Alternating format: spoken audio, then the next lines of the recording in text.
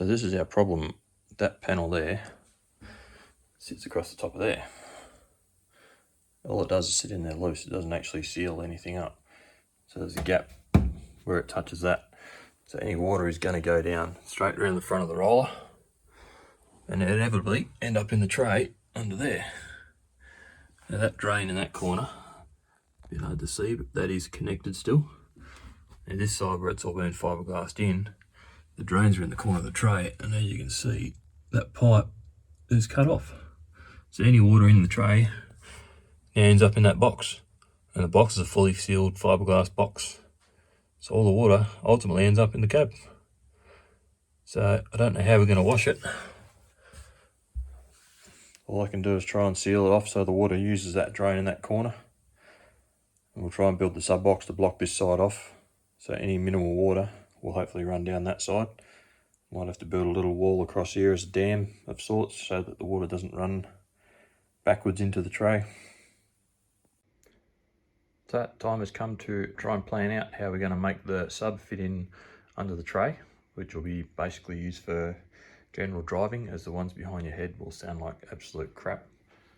Got a brand new Rockford 10-inch sub, only because the Alpines really either are not available or they're not going to do the job. So this should more than do it. Decent size sub. Started making up templates for the box. So shall do a time lapse and see if we can knock out something to get made in MDF. Basically it'll just bolt in there. It won't be using that box itself that's been fiberglassed into the car. Can't really change that. So the box will just fit into that hole and still fly through the holes into the cab. But it'll be a bolt out, completely sealed unit, so that don't have to worry about it getting wet. I can seal it up before it gets bolted in there, and then bolt whatever we need to the top of that.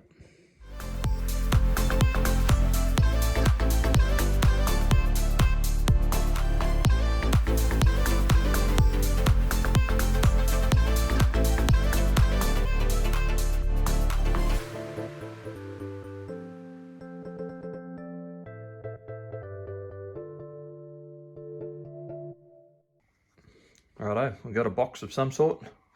Basically built it in cardboard to make sure that I can get it in and out to start with.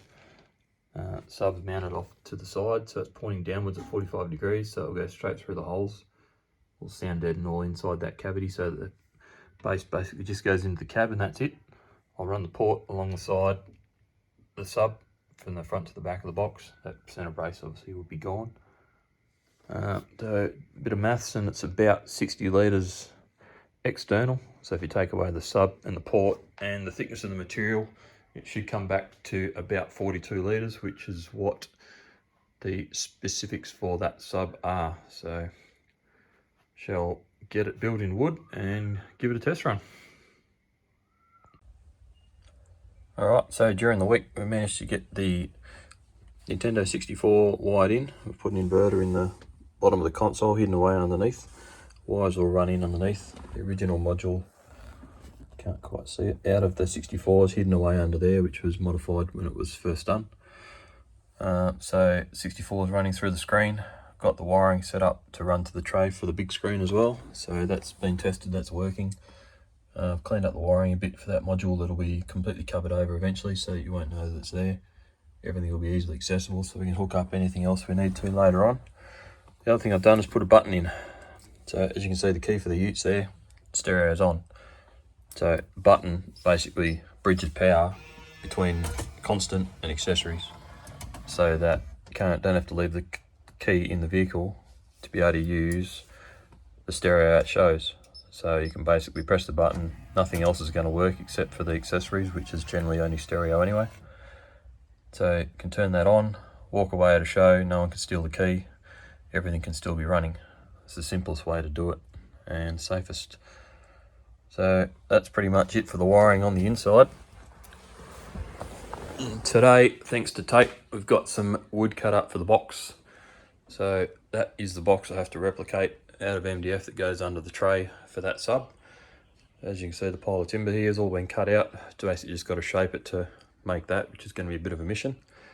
And we've got some panels to shape to replace the original speaker pods, which, although they work, they're not really ideal. Got a couple of holes in them and stuff. They're probably not the best fitting, plus they're 20 years old. So the new speakers are slightly smaller. They don't sit down as far, so I don't have to build them out as far. So she'll shape that down to be the same profile, so they'll still sit behind the original doors and they won't be seen, but they'll be a bit more sturdy and hopefully improve the sound quality to get the most out of the splits. So we'll do a bit of time lapse and we'll get some boxes built and go from there.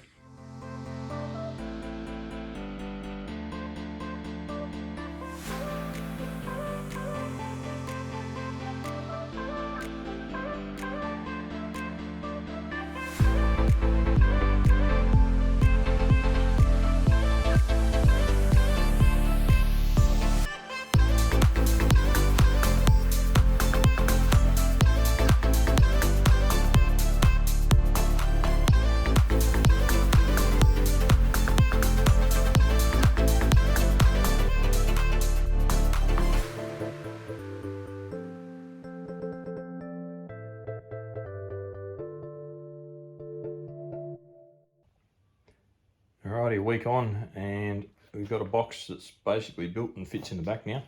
Still got to put the top on, but I'm going to do some angles and stuff inside just for a bit of airflow, maybe fiberglass it, a couple of little holes in the corners to fill up, just due to the shape of the tub being fiberglassed in there from Jamie and making it not so easy to make a box fit in, but it should go in there alright. Got the speakers and the doors, they're all wired up. Both sides are done. I'll put that door trim back on just to check the clearances and everything. The tweeter pods, they're all glued up and primed. So I'll go pick those up, put tweeters in, have them sitting in there and wired up, just so that we can have some music on and have that playing. The owner's due in 3 days, so we can go over it and see what he thinks of it. We've got some pieces cut out for the box for the eyeball subs, which is hopefully going to take up no room behind the seats, but I'm just going to chuck that together quickly so that we can get that in there, so that we can, one, see it, and two, make sure there's enough room. So that is the new floor panel for the tray, so that I can sit the amps on it for now, just so I can wire it up to get it running. So just dummied up some wires so that we can run the front splits and that 10-inch sub, and hopefully get some sound out of it so we can check it. That's where we're at. So things have escalated quite quickly. Side skirt's off, guard's now off. Main reason that is the wiring that usually runs across the front factory and up the side will all be gone. To try and do that, you need to run it outside the guard, which means I had to take the guard off.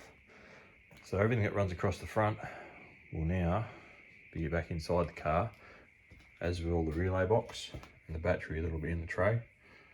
So I'll pull all that through the firewall and all that will be mounted in the kick panel.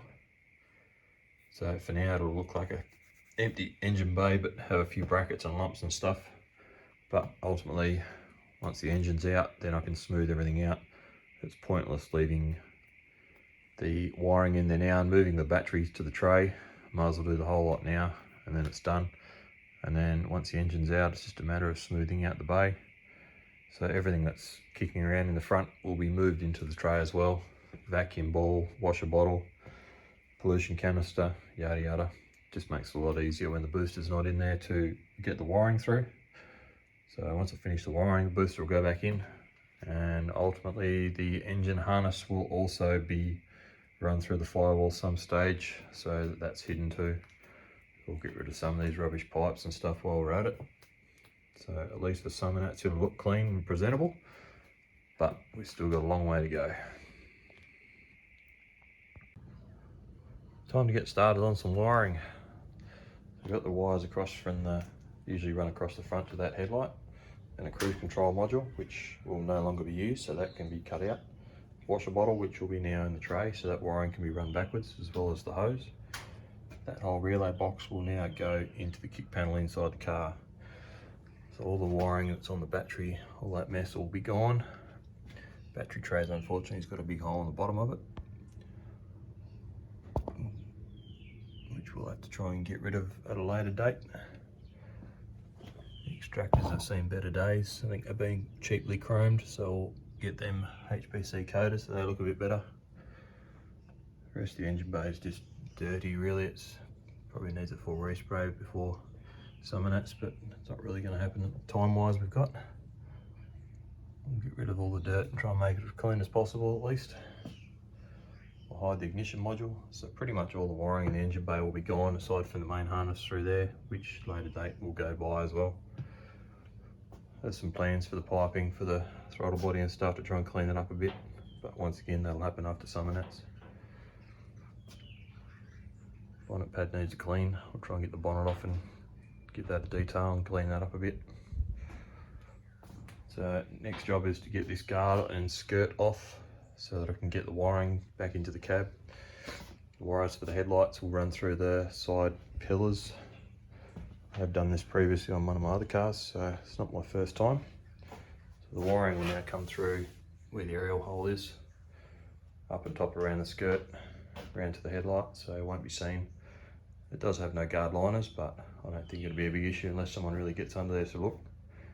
Eventually we'll paint the whole side so that it looks the same as the rest of the car. So I've just got to push that big plug through and get rid of that.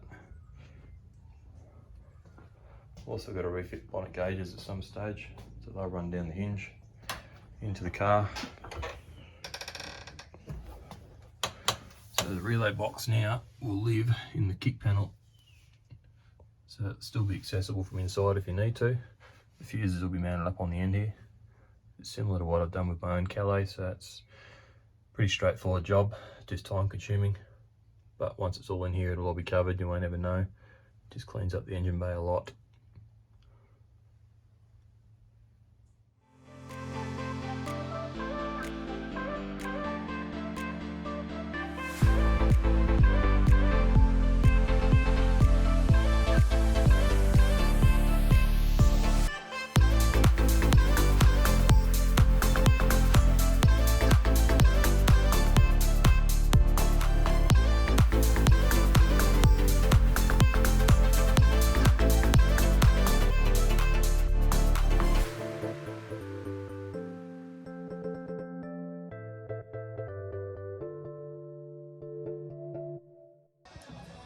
Oh, there we go, battery's out, wiring harness is released. Had a mission get the side skirt off, but thankfully it's already got a couple of spots on it that need repairs, so I'll give that a fresh coat of paint, clean it up, get rid of the scratches and marks that are on it. Next mission is to pull all that through the hole in the firewall, which is not a 5-minute job.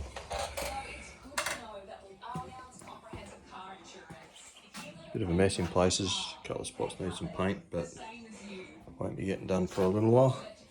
Battery tray's got the factory rust spot in it. That gets rid of pretty much everything out of that corner. Pull all that through that small hole. The engine wiring will basically sit through there for the moment. Get rid of all this mess from down here and try and tidy that up a little bit as well. That's where we're at.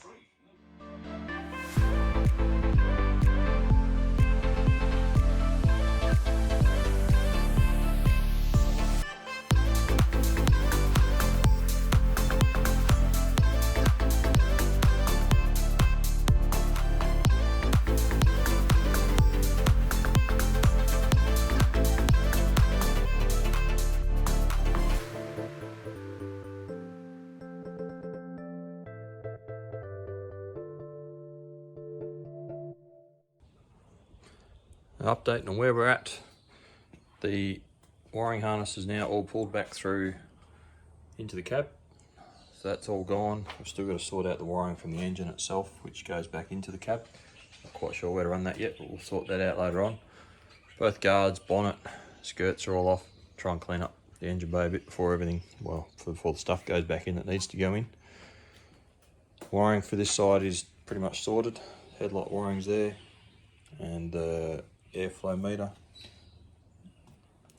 so that will now run around the outside. We'll finish putting some brackets and stuff to hold that in place. Ignition module's mounted on the outside behind the guard, still accessible if need be, but it's hidden, so it is what it is. We'll just sort out the rest of the engine harness one day. For now it can stay there.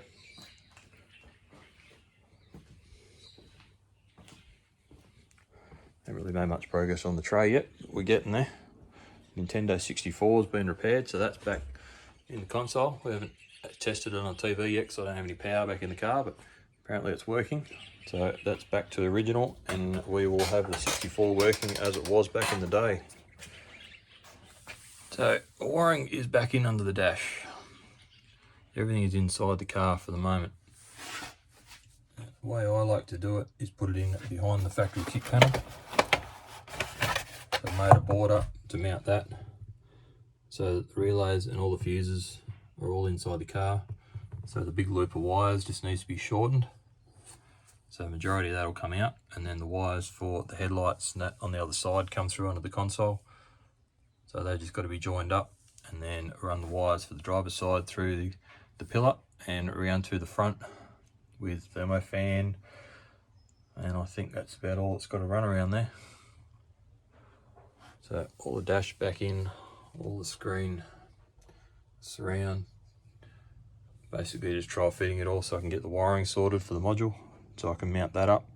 Got to put the processor in and then finish off the wiring for it. And effectively it's just amplifiers and power, and then we can get some sound out of it. Put the seat back in for now just to check clearance behind the seat so we can get the full travel out of it. Got Evans auto detailing to give the seats a once over. They come up like new, which you'd expect when they haven't really been used anyway. So that's where we're at. Slowly getting there, but we are getting there. Here's a quick time lapse of giving the seats a detail. Thanks to Evans Auto Detailing for fitting them in and making them look new again. Cheers, mate. So that's pretty much it for this episode. Hopefully next time we'll be able to get the eyeball sub box finished and do a first startup and do a quick run to check, make sure everything's working properly, and then keep going from there. Try and get the sub box under the tray done and finish off some wiring in the cab. Thanks for watching.